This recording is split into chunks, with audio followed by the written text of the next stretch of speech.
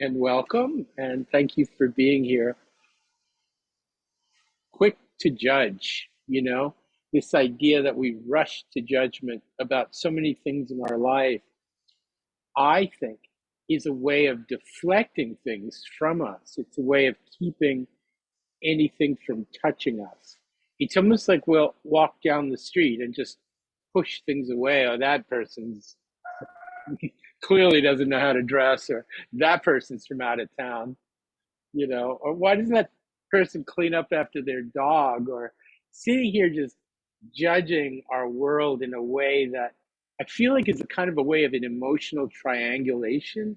It's like we're fitting ourselves in between the people that we judge as better than we are and we could never be part of, and the people that we believe are lower than we are and would never want to be associated with.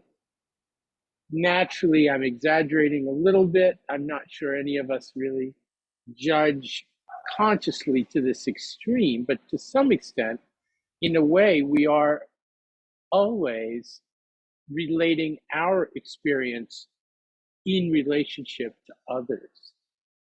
And it's maddening, actually. I realized at one point that I'm actually equally capable of being irritated at pokey people walking too slowly in front of me when I'm trying to get by them down the stairs to the subway, or people trying to get past me from behind me that I think are so uptight and aggressive. It's like, slow down, speed up. Try to get the world to be exactly the way I want it so that I can be happy. And and I know that there is no way to do that. And in fact, the truth is, I would never be happy because then I would just be in some situation where, like, how come nobody's pushing me? And why is nobody going slowly so I could slow down? Constantly judging experience rather than just being in experience. And what I came to realize looking at it today myself, doing some self reflection on this talk, is that it really had to do with a certain embarrassment with myself. It's like, if I'm judging you, it's because I'm judging me. And that's a pretty common truism. People kind of, I think most of us have understood that. We're judgmental because we're judgmental with ourselves. But I really started looking at the fact that there's a very deep level embarrassment that some of us have about ourselves. Really, a deep level feeling that if people found us out, we would be exposed for being the fraudulent human beings we are. We would be exposed for being really reptilian people inside. The truth is, all of us feel insecure, and that's kind of what makes humans humans. It gives us that soft and broken heart. If we could relax with that, but we don't really relax with that often enough. And a lot of the time, we actually create this external need to make ourselves feel better by judging other people. That's the theme of today's talk, but also by manipulating other people, by constantly trying to make other people responsible for how we feel. Wouldn't it be amazing if we could just actually walk out of the house one day and like strip ourselves out of our neurosis and just step naked into the world as we were, with complete unashamed comfort with who we were, how we were. One thing that Pema Chodron says about that is that it's a middle way. The process that she recommends, and I think that Buddha recommended, is a middle way between the extreme of here I am, and actually taking off our clothes and being naked in the world, whether the world wants to see that or not, or hiding from the world and collapsing and refusing to come out in the world because we're so sure will be judged inadequately, that somewhere between that king of the universe and that little baby hiding from the universe, that we're actually this human being that can exist in a really naked middle way. That is to say, just honestly and presently with who we are. And I think for me, that gets avoided, discouraged, unappreciated, because I actually literally don't think of it. I always think I have to be bigger than everything, or I have to be showing everybody something, or I have to be doing something. And it's so exhausting. And in a way, that's part of the judgment process. Like, why can't we just say how we feel? How do you feel? I feel depressed. And then we have to explain it because I blah, blah, blah, blah, blah, and this and that. And before you know it, it's all talking and justification and actually defending ourselves against some Greek chorus or something in our mind that's judging us, that's putting a thumbs up or a thumbs down around others. I fear that the fear of others' disapproval may really lie in the lack of approval that we have in ourselves and for ourselves. If this self-disapproval is so embarrassing that we immediately, reflexively lash it to others, when we rush to judgment, we not only push the other away, but we avoid seeing and feeling ourselves as well. We're fixating on everything else around us, but not really looking at ourselves. So I'm going to read you a little something I wrote here. The judgment I place on others is a dismissive, defensive posture, but it's also avoiding the fear I have in my own self-embarrassment. The remedial power of meditation practice comes as we become more and more familiar with ourselves and learn that just being with us is comforting and healing and needs no other explanation.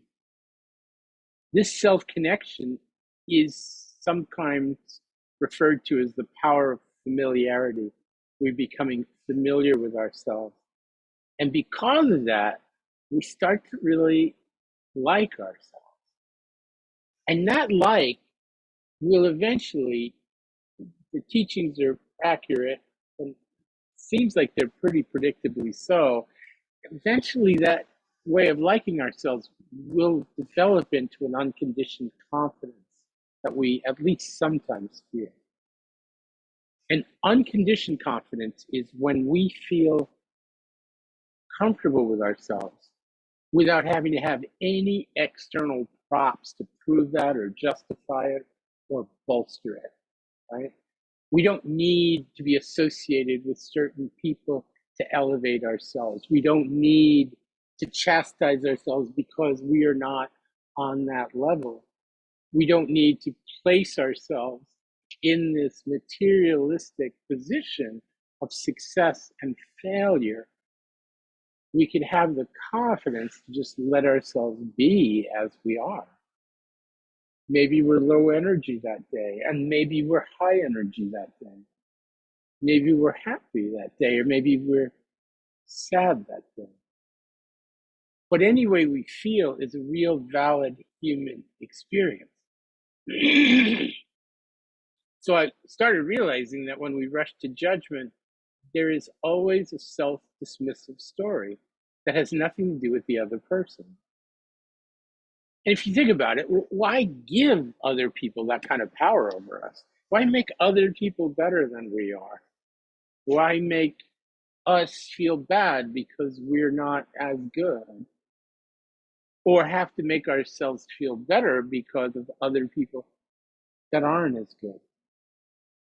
Why do any of that? And if you think about it, we are giving ourselves away completely. We're handing ourselves over to a world of materialism that isn't valuing really who we are.